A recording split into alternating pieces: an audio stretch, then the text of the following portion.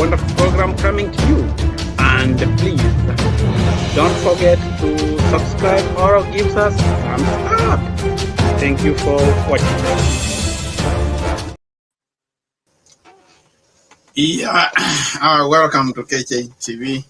Dr. Ndimo, how are you? Good. And how are you? It's been a while, almost a month plus. I haven't come to your studio yet.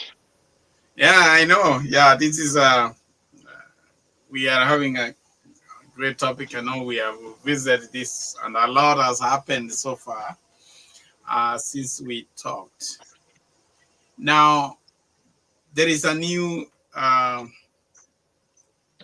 development about the Matiangi presidents, and which want to look at how much impact is already having in the ground. So you have been watching, and since Matiangi left the US and is back in Kenya, what will you comment about his candidate and what he has done? Yeah, thank you again. A lot has happened in Kenya, and I think we can categorize those into maybe 3 or 5 broad areas, between 3 and 5 broad areas, since Dr. Matiangi he decided to move back to Kenya to contest for the presidency. He initially was making baby steps to announce his desire to lead, but now he has come out clearly that he's going to be contending for that the highest office. What has happened is his entry into the fray has reconfigured the opposition. His emergence is reshaping the existing alliances and the power dynamics in the opposition. Previously, there were leaders who thought they were front runners, and that has now disrupted that, and it's going to be making some people uncomfortable. Kalonzo, for example, perhaps, and others were thinking that they are the only front runners with Muse Odinga, right, kind of joining the government. It left Kalonzo to be the front runner, but with the emergence of Matiangi, it's reshaping the composition of the opposition. So there's speculation that his candidate actually is creating tensions, and we saw that early this week. Party affiliations, UPA. There is a UPA party claiming him. Jubilee party is trying to claim him, and there is also infighting. And you saw when Rashawa was talking in a very uncertain terms, and bordering bitterness, that Matiangi is of no consequence. People of no consequence, attention. People of no consequence really don't are not talked about. People of no consequence do not bring any tension or coalition disruption. So obviously, when people say you are of no consequence, you are of consequence. That's the opposite. So so that's what I'm saying. So Matiangi has appeared on a national convention for Jubilee party. There was no any major announcement made, except that he was among the Jubilee members as a member of Jubilee. And as far as I know, Matiangi was a member of Jubilee. He was in the Jubilee government, and there is nowhere where it was said that he has moved to another party. So why was it creating tension? Because it was not news, because he has been a member of Jubilee after all.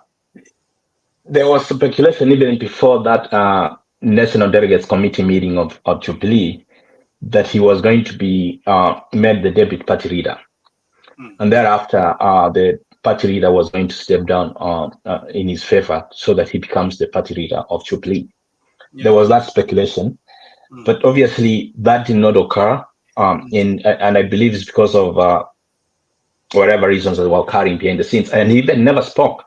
The fact that he comes into a party meeting, never speaks, but his presence alone creates limbos and makes everybody uncomfortable, tells you that he's no pushover. sometimes not speaking is also speaking around. Okay, yeah, we have Abel Mukua from Mukua Times. Abel, how are you? I think you are muted. Sorry. How are you? I'm good. Good. How are you, Abel? Abel is from Kenya and is with Mukua Times. He's one of the political analysts we really admire on the ground in Kenya. Welcome, Abel. Thank you so much. Good to be here. Yeah. So yeah, we had it started and we are talking about the impact of Matiangi candidacy on opposition unit, which I know are a topic you are so passionate about. And the question we're answering is, Matiangi appeared on the National Delegate Conference for Jubilee as a member of Jubilee, and it looks like it has caused some shock waves. Why was it doing that? Because as far as we know, Matiangi all along has been a Jubilee member. Why was it becoming news? From my side, I think it was basically because Dr. Fred Matiangi, first of all, when they were getting to this game of politics, Rigathi Gachagua had laid some rules. In that Matiangi was supposed to go back to the Gusii region, come up with his own party, and then use it now to negotiate with the opposition leaders. Yeah. And the motive behind Rigathi Gachagua's instructions, it was basically to ensure that Uhuru Kenyatta does not become relevant in Mount Kenya again. Okay. So basically, the motive of the people who are right now complaining of Dr. Fred Matiangi's joining the Jubilee Party, it was basically to stop Uhuru Kenyatta, who is interested, of course, in the Mount Kenya politics as well, and basically to Rigathi Gachagua to ensure that he's the man to call shots within the Mount Kenya region. So basically, yeah, even Matiangi joining the party is not a major problem. The issue is Uhuru Kenyatta coming to take over the Mount Kenya, which Rigathi Gachagua wants to be in full control. Okay. So, Dr. Nim, what you take of that? He's the man from the ground. And that really sounds pretty credible. And the fact that he's creating limbos means that through Matiangi, Uhuru Kenyatta can show and flex his muscle. Want to? Hello? He joined the call. That Fred Matiangi is calling shots, not because of he's not new. Fred Matiangi has been there before. He's known to be a performer. He is a credible person who can change. And the reason why Gachagua, in fact, is very uncomfortable is because he wants to link fence, like my friend has said, link fence Mount Kenya so that he can go to the negotiating table and be a bully. Let me say this, be a pulley to the next presidency, because he's not going to run. He can't run for office. So he wants to be a pulley. He wants to get himself, produce himself to the table. And that's the only way he can do it. He knows without Mount Kenya, he cannot go anywhere. Whereas Matiangi cuts across all regions, cuts across all generations. He is very popular. So he knows unless he pushes him into the real corner, then he cannot be able to win. Winning meaning that he cannot produce his way to the table. Well, yeah, Mukua, what do you say about that? Now, what I can add on what he has just, if you look at Martha Karua, she's having a party from the Mount Kenya region by the name TLP. Again, if you check, Justin Muturi has a party as well from the Mount Kenya region. And then now we got to ask ourselves this question, that why is it that now the Jubilee Party is becoming a problem? Now, of course, Dr. Fred Matiangi is also interested to be a flag bearer within the opposition team. And we know before Matiangi came from the US, we had already, there was an agreement, likely agreement between Gachagua and Kalonzo Musyoka. So Matiangi is coming, there's a threat that creates there, where he's the only candidate who has a solution to some of the Kenyan problems right now as we speak. That is service delivery. So when he comes to the Jubilee, he gets to Mount Kenya, they destabilize Rigathi Gachagua first. Second of all, he will definitely take the support in relation to what Kalonzo can get. He will surpass Kalonzo by far. So Kalonzo is also not feeling well when Dr. Fred Matiangi joins the Jubilee Party, because he knows now it becomes a favorite to the Mount Kenya people. So in a nutshell, right now it is a wrangle that is there, basically because of the flag bearer position and the control of the Mount Kenya region. Yeah, that is basically what I think is happening in the Mount Kenya. Okay. Now, why is it that why does Mount Kenya matter so much? You know, we have talked about Mount Kenya all the time, and there is the rest of Kenya. And if anything, if we want to look at, I want us to share this and look at, this is the last election, how William Ruto and Raila, the presidential results for last time. And actually, to watch down, I would want us to look at the map. That is exactly where Ruto in yellow, that's where he got his votes, and Raila got the rest of the country. That Ruto got won the Mount Kenya region and other regions of Rift Valley and other things. Why is it that the mountain is so special, Mr. Mukua? Now, in relation to Mount Kenya, this is an incredible region that determines a lot on what happens in the general election of this country. Why am I saying so? There are a few factors that come out of Mount Kenya which make them one of the regions you can rely on in a general election. If I take you back slightly to 2022, what I can tell you is that Mount Kenya region bestowed William Ruto the leadership that he has right now. And if you also check in 2017 and 2013 equally, they played a huge role. Now, what are these factors that Mount Kenya possesses which makes them the region to consider? Number one, it's the unity. These people, when they decide to vote one direction, almost 100% go to that direction. There's no region right now in the country as we speak which has such kind of unity that can scare William Ruto. It is Mount Kenya. So that unity, you must put it in mind when you want to come out as a presidential candidate. That is why in 2022, Raila and William Ruto. Now, secondly, there's a spirit that exists in Mount Kenya. And I've actually said this on my channel, where I usually say that Mount Kenya has a spirit that does not exist in most of these parts of the country. In that those people, if they decide to vote, they come out and vote. If they decide to register as voters, they come out and register as voters. And I wish most of the Kenyans could have emulated this kind of a spirit. So as we speak currently, the Mount Kenya people, we all know that even some people, actually someone shared with me that he went and picked the wife from the hospital to go and vote. Those are things that don't just happen in some other parts of the country. So this region must always be taken into account. The third factor, it is numbers. Within Mount Kenya, the 10 counties, Nakuru included, and Laikipia, they have 5.2 million registered voters as part of the 2022 general election. And I'm not talking about those Kikuyus in diaspora. I'm talking about purely the 10 Mount Kenya counties. Those are numbers that you can't just rule out when it comes to a general election.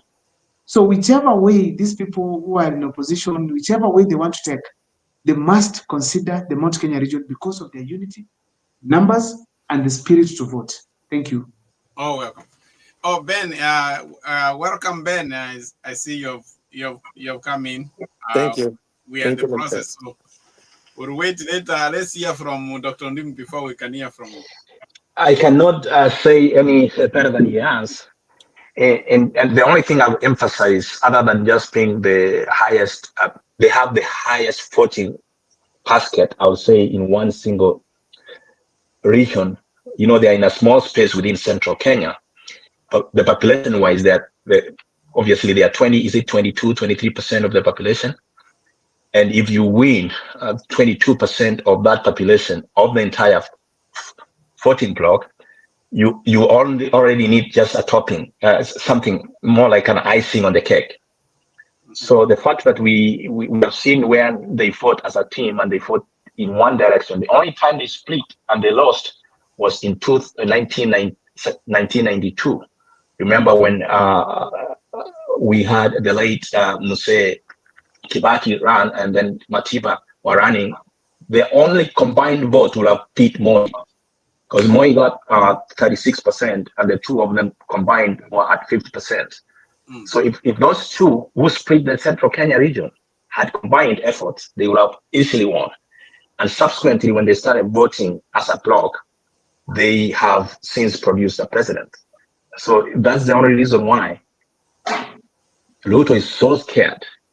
And he knows the only person who can bring those out, I'm telling you, is a man other than Okengo Matiangi.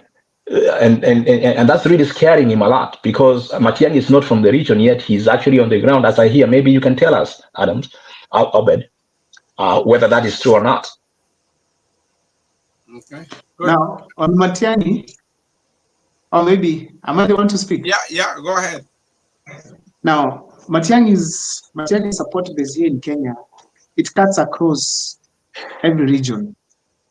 And honestly, I want to tell you that is the best candidate that the country will have in 2027. As we speak right now, I was doing an analysis recently and I was talking about the process of becoming a president and being the president. Now, Matiangi has the best qualities of being the president. But when it comes now to the process, this determines the decisions that you will make.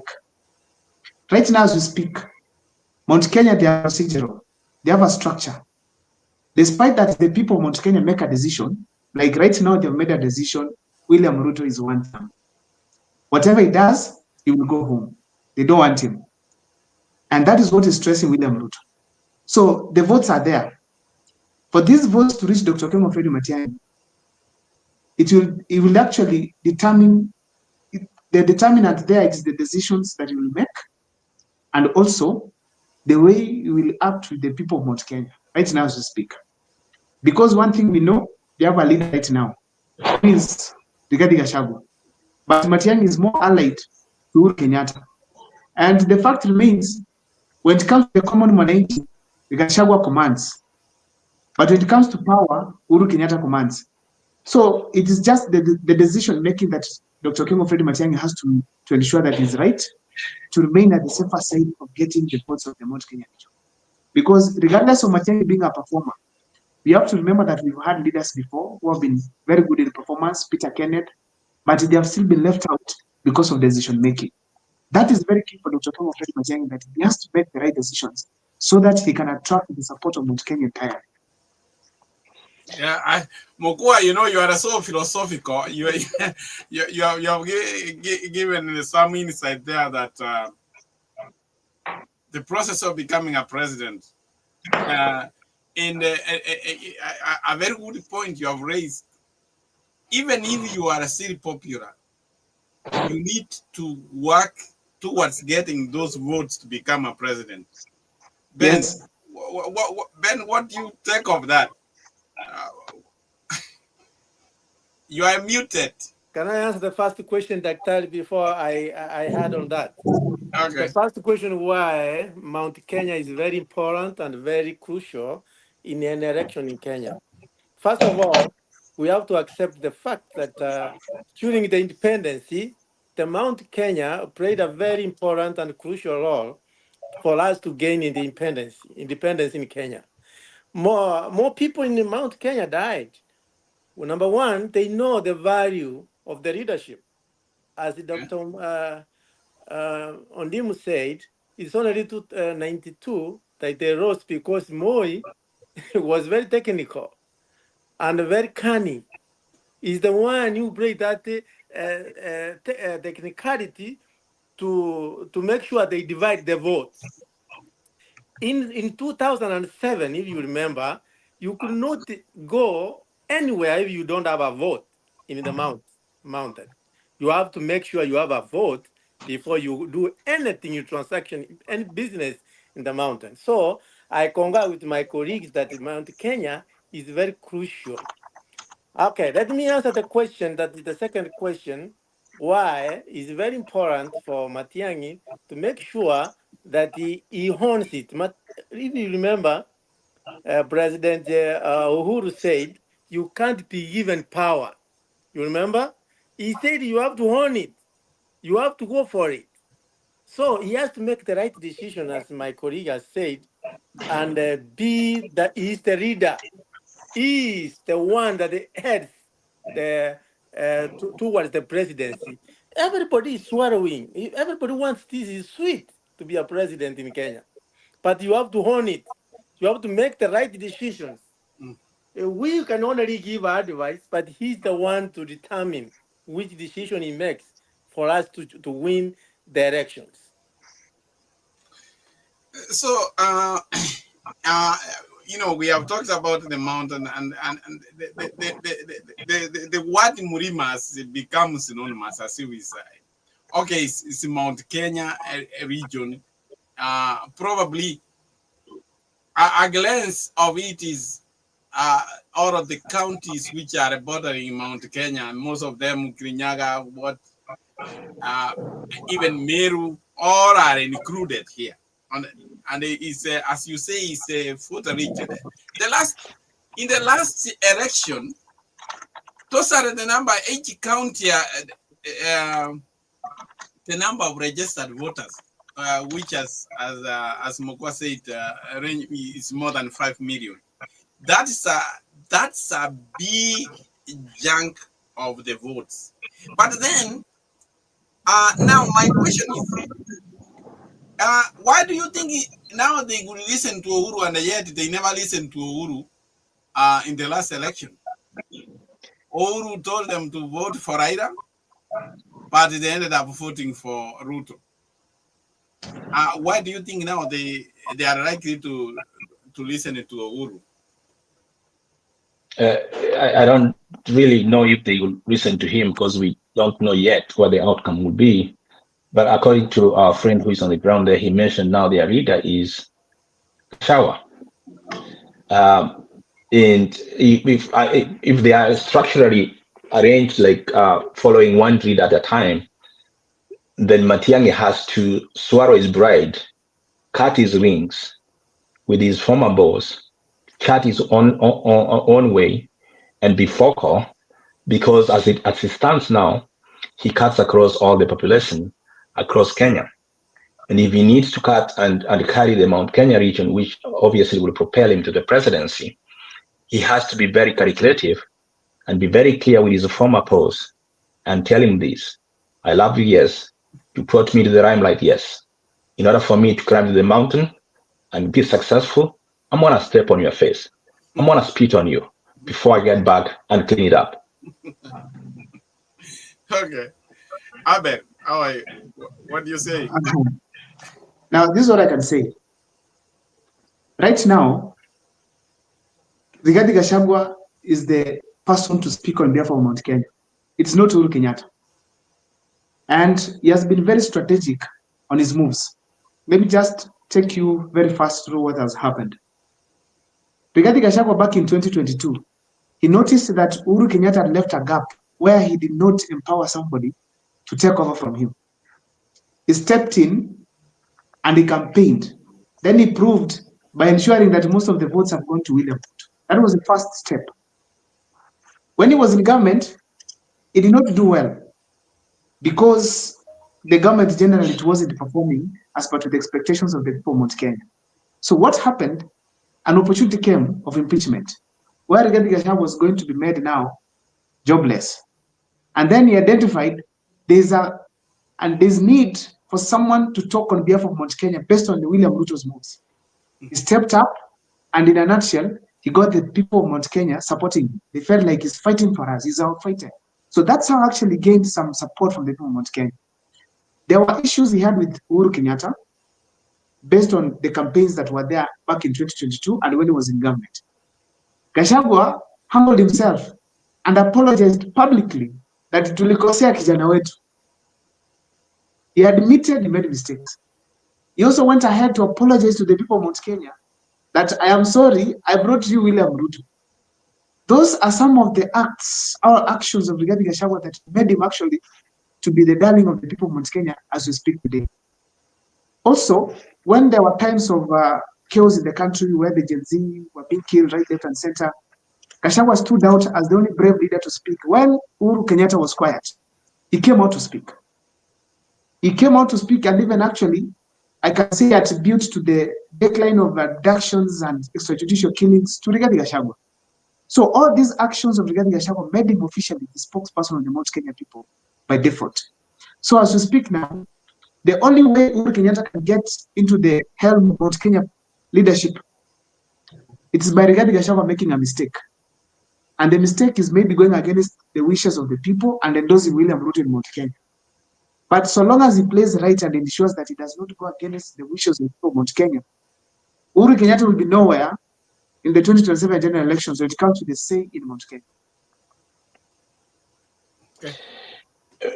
Yeah, I have a question though for my friend who appears to be very well fast with how the scenarios are moving about. Here is now situations, and these are reality scenarios that might occur. We know Gachagua cannot run for presidency. We know that for sure. Gachagua fronts somebody else who is not Matiangi. Why is he very guilty of Matiangi? Why is he guilty? Why was he so venomous? Why did he speak venom, if you will, yesterday or the other day, saying that Matiangi is of no consequence? I haven't heard him anything other than trying to create his own space. Why do you think he's so bitter about him? You are breaking. I hope I got you right. When it comes to the issues right now that are arising from the opposition side attacking Rigathi Gachagua here and there, I don't blame the opposition as such. The blame has to go to Matiangi now here. There's a way he needs to put himself so that even if the opposition wants to attack him, I want an excuse. Right now as we speak, Dr. Matiangi is a bit cold. He hasn't gotten into active politics. He hasn't pronounced some things straight.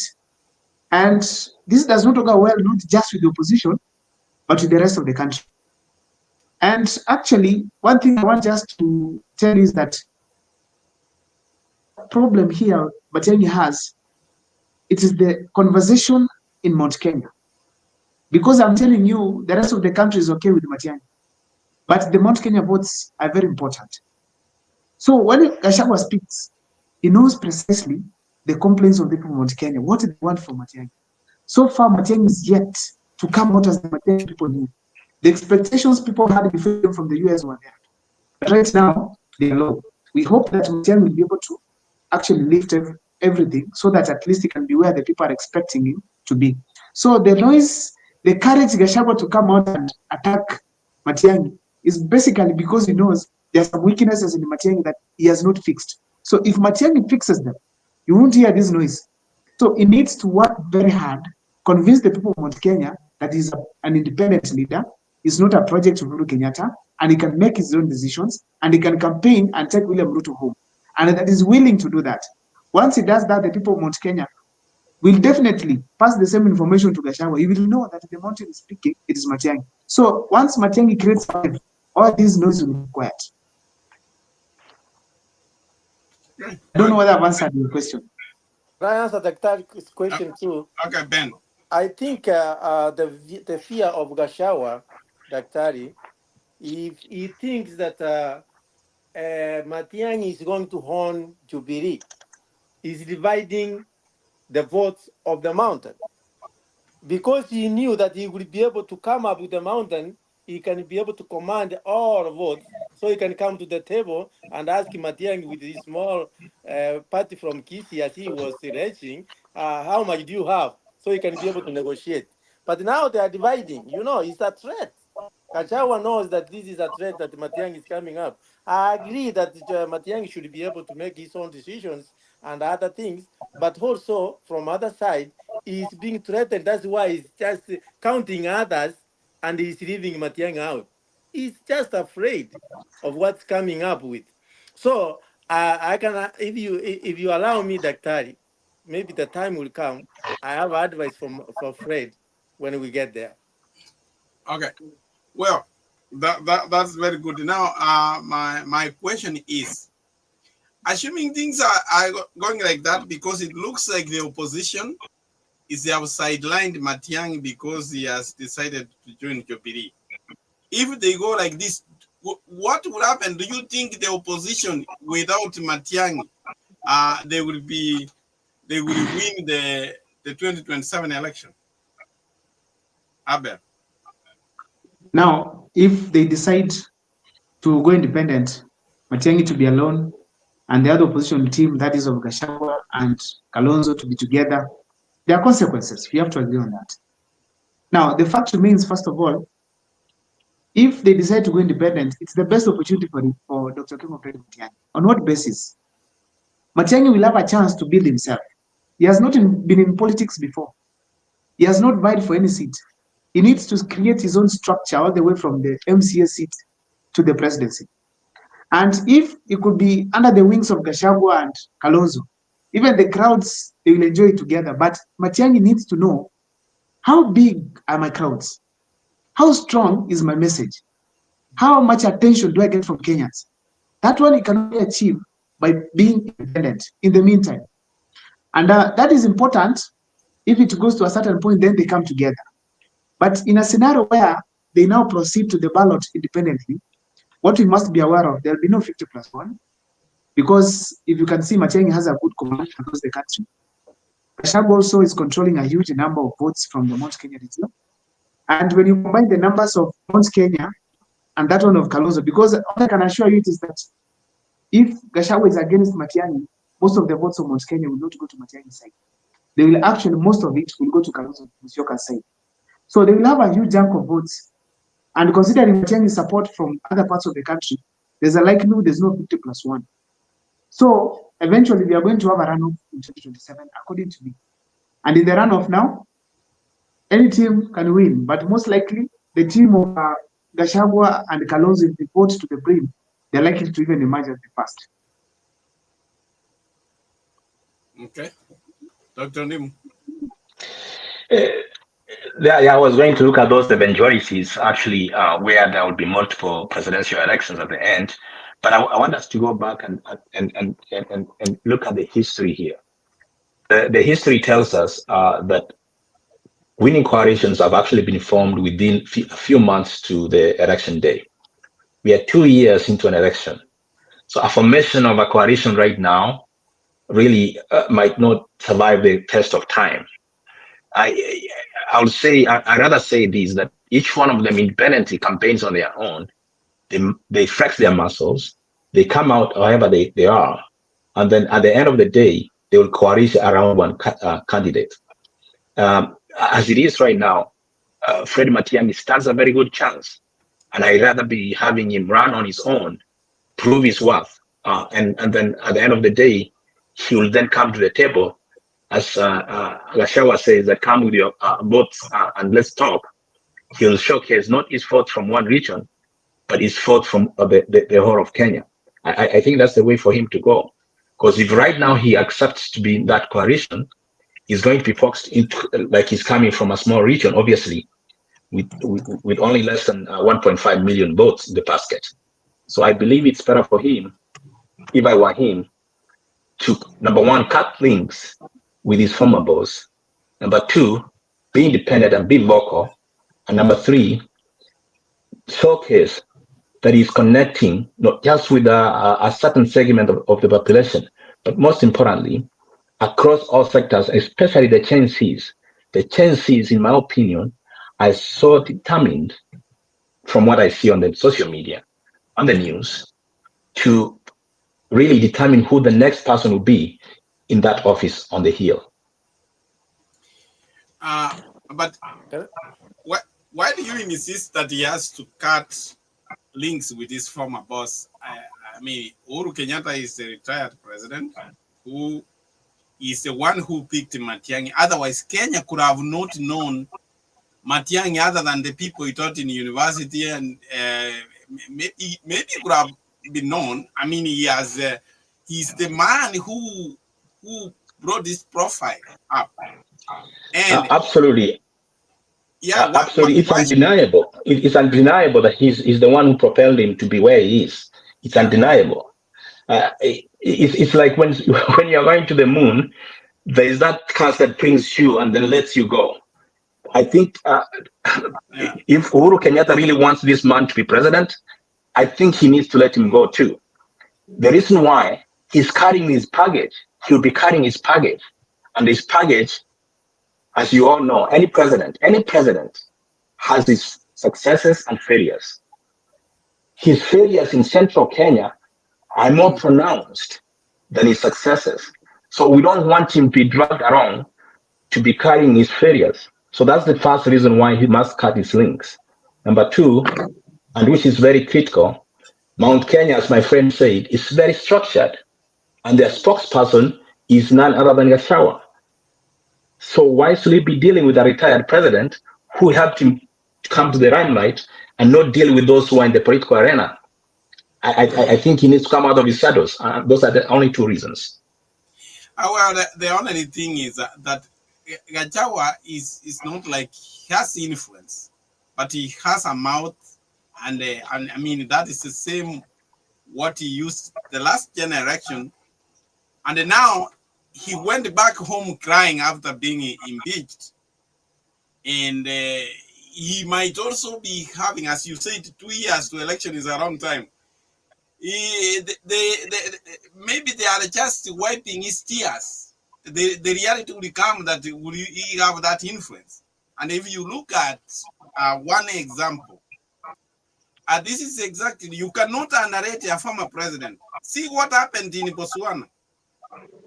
Yes, Ian Khan did not want this vice president, but the vice president won the election. But coming to this re-election, through Ian Khan, actually, that's how Duma won the election. He made sure he's a former vice president rose to be re-elected. So you cannot underrate the former president as such. They also have their own system. Can I also chip in a little bit, Daktari? Yes. We go with the history. In America, Al Gore actually failed because Clinton told that if he goes ahead of the campaign for Al Gore, because he had a package, he thought that he would spoil his votes. Do you know what happened? And even his book, he regrets why he packed up. He could have even campaigned for Al Gore. That's number one. Number two, I agree with Dr. Undimu partially. Don't even distance himself from Uhuru, but be forefront. Don't wait until Uhuru says something. Talk and be the head so that you know you are a leader. You are a presidential candidate now. You don't follow what Uhuru says. Number two, why Matiangi? Let's be honest. Why Matiangi in Kenya? Because of his performance, because of what he did, because what people expect in Kenya is the change from Matiangi's performance history. So what I would be able to advise is that as he continues, he can distance himself, but build a correlation of all these parties. I was listening to Matiangi when he was being asked in one of the media houses. He said, look at Israel. That guy talked to everybody as he continues to the elections. Then he can be able to conclude, and then he can be able to win elections. So it's very important. Don't lose anybody here. We need everybody, but be forefront. Okay. Abel, our time is fast going. Abel, you have to say something? Now, there's something you guys said about why Gachagua is so important here. When Matiangi works with Uhuru Kenyatta, what we must agree that, as my colleague said, Dr. Nechai, the fact remains that we will carry the baggage, the flaws of Uhuru Kenyatta's government, the cost of living, high rates of corruption, which Uhuru Kenyatta accepted, huge amounts of loans that were stolen, which we did not get proper development projects from. So Matiangi will be branded with that kind of a bad picture. And the beauty of Matiangi is service delivery. So eventually, when these kind of flaws are linked to Matiangi, he will lose We will lose the Matiangi we know in the public eye. We will lose him. Secondly, Uhuru Kenyatta, when he was the president, he did not deliver for Raila Amolo Odinga. And the people of Mount Kenya rejected him. Meaning there's a problem between the people of Mount Kenya and Uhuru Kenyatta. That is something that Dr. Kemu Matiangi should not assume at all. When Uhuru Kenyatta was supporting Raila Amolo Odinga, there were mamas just like they have started right now, where people were not very comfortable with him. They were not really in support. Uhuru ignored, and eventually now we have Ruto as the president. If you look at that history, it's important. Lastly, I think I can make the last point. It's about the party.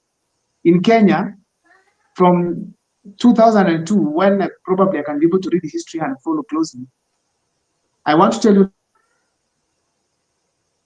there's no party that has won an election twice. So therefore, there's no miracle that Jubilee will do at this point. And therefore, the best way that Matiangi can be able to thrive is to detach himself from Uhuru Kenyatta and not seem to be a project. Because we need the Matiangi as we saw him when he was in education, interior, and ICT. Simple and clear. And that is the message actually I get from across the people of Mount Kenya. They do call me on my channel. I have my numbers there. So they talk to me. On the comment section, I see the engagements. People are talking about they want Matiangi. They don't want Matiangi and Uhuru. They want Matiangi. Okay. That is very well said. And our time is fast going, but there is a very important question I would like to ask you guys. If you were to advise Fred Matiangi, what is his way forward? What he needs to do? The items, the things he needs to do right away. What advice will you give him? Dr. Ndim? I'll repeat the first one that I said and reinforced by my friend there. Let him cut rings with his former boss, number one. And the fact that he's cutting rings doesn't mean that he's disrespecting him. In fact, it's respecting him and telling him, in order for me to take this trophy, you're gonna let me go.